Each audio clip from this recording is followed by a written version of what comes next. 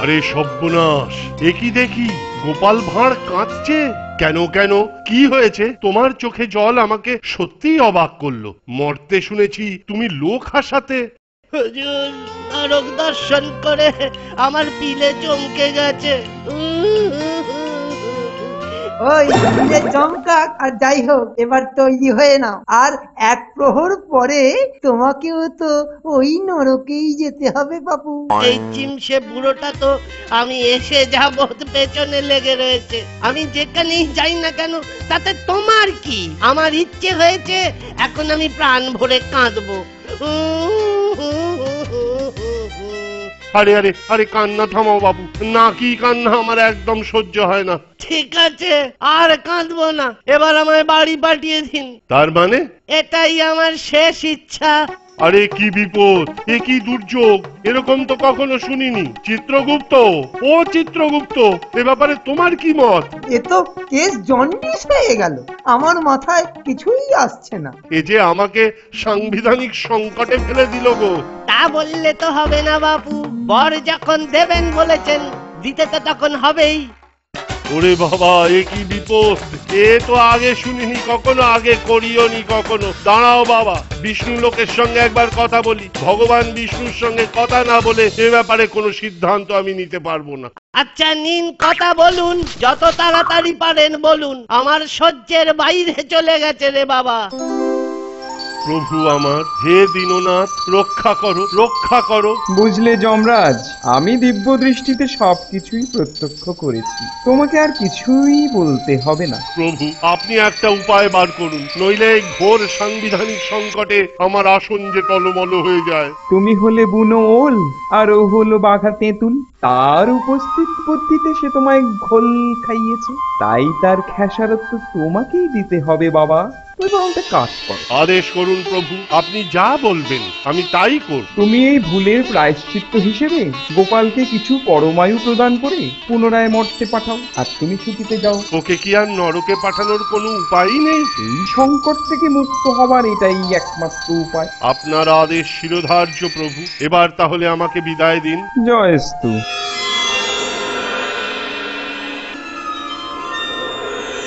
এই যে যমরাজ ফিরে এসেছেন দেখছি, তা বিষ্ণু লোকের সাথে পরামর্শ করে কোনো উপায় পেলেন? চিত্রগুপ্ত, গোপালকে নরকে পাঠানোর আর কোনো উপায় নেই। সে কি তাহলে উপায়? ভগবান বিষ্ণু আদেশ দিয়েছেন যে তুমি ওকে কিছু পরমায়ু খেসারত হিসেবে প্রদান করে পুনরায় মর্তে পাঠাও। ভগবান বিষ্ণুর জয় হোক, ভগবান বিষ্ণুর জয় হোক। কি গোপাল, এবার খুশি তো? আরে খুশি মানে আমার তো আনন্দে কান্না পাচ্ছে। এবার তাহলে মানে মানে বিদেয় হও, আমার ঘাট হয়েছে, এবার আমার ঘাট থেকে নামো বাপু। প্রণাম যমরাজ, এবার তাহলে সত্যি সত্যি বিদায়। চলি রে চিতু, একটু ভালো করে খাওয়া দাওয়া করিস, যা প্যাংলা কাটিং চেহারা। চলি বন্ধুগণ, বিদায়। সবাই ভালো থাকবেন, চিঠি দেবেন। নমস্কার। আসুন আসুন বৌঠান, আয় রে বাবারা, তোদেরকে কি বলে সান্ত্বনা দেব, আমার মুখে কোনো ভাষা আসছে না।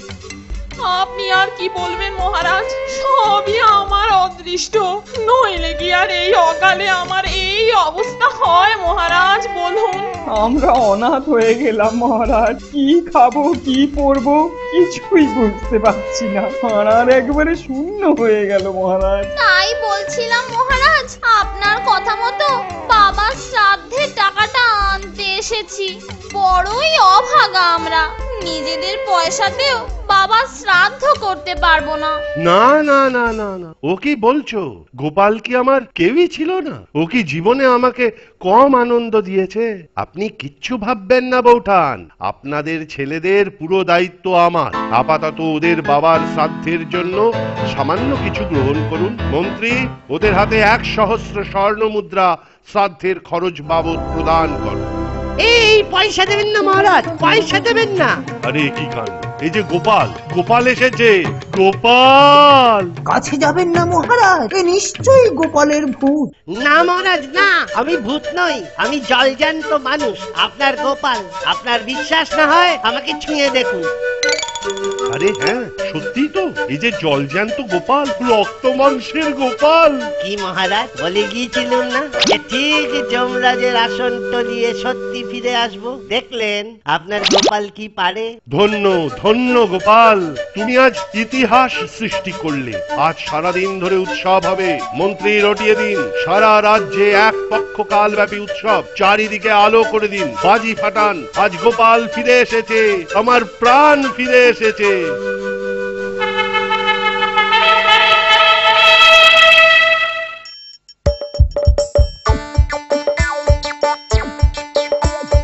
আসছে গোপাল, যাচ্ছে গোপাল, ভাবছে গোপাল, হাসছে গোপাল, আসছে গোপাল, যাচ্ছে গোপাল, ভাবছে গোপাল, হাসছে গোপাল।